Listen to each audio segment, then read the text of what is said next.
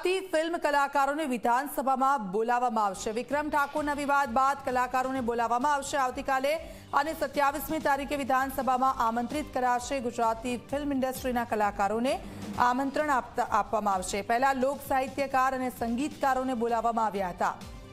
તો આપ જુઓ, આવતીકાલે અને 27મી તારીખે વિધાનસભામાં આમંત્રિત કરાશે।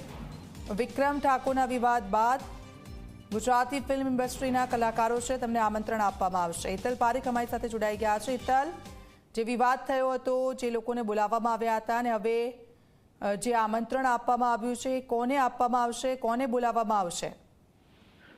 જી દીક્ષિતા, ચોક્કસ એવું કહી શકાય કે વિધાનસભા ના બજેટ સત્રના અંતિમ દિવસો અત્યારે ચાલી રહ્યા છે અને એમ એ અંતર્ગત જોવા જઈએ તો આવતીકાલે તારીખ 26 અને 27 બે દિવસ માટે રાજ્યના તમામ મોટા કલાકારોને, ગુજરાતી જે કલાકારો છે એ કલાકારોને આમંત્રિત આપવાનો નિર્ણય લેવાયો છે અને એ અંતર્ગત તમામ સાથે વાતચીત કરી લેવામાં આવી છે। સ્વાભાવિક છે કે આ જવાબદારી છે એ ભાજપના પૂર્વ ધારાસભ્ય અને ગુજરાતી ચલચિત્રના સુપરસ્ટાર કહી શકાય હિતુ કનોડિયાને સોંપવામાં આવી છે અને ભાજપના જે સાંસ્કૃતિક સેલના જનક ઠક્કર છે એ બંનેને આ જવાબદારી છે। બંને સંપર્ક દરેક કલાકારને સાધી દીધો છે। આવતીકાલે ગુજરાતી ચલચિત્રના કલાકારોને બોલાવવામાં આવી રહ્યા છે વિધાનસભામાં અને અંતિમ દિવસે પણ જે બાકી રહેલા કલાકારો હશે તેમને બોલાવવામાં આવશે। એટલે 26-27 બે દિવસ ગુજરાતી ચલચિત્ર સાથે જોડાયેલા કલાકારો છે,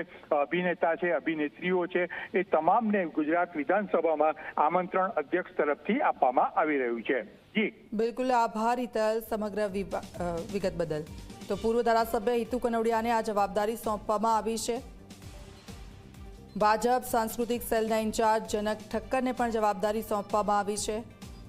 વિધાનસભામાં કલાકારો છે ગુજરાતી, તે લોકોને બોલાવવામાં આવશે અને આપ જુઓ, આ જવાબદારી હિતુ કનોડિયાને સોંપવામાં આવી છે। આવતીકાલે અને 27મી તારીખે વિધાનસભામાં આમંત્રિત કરાશે।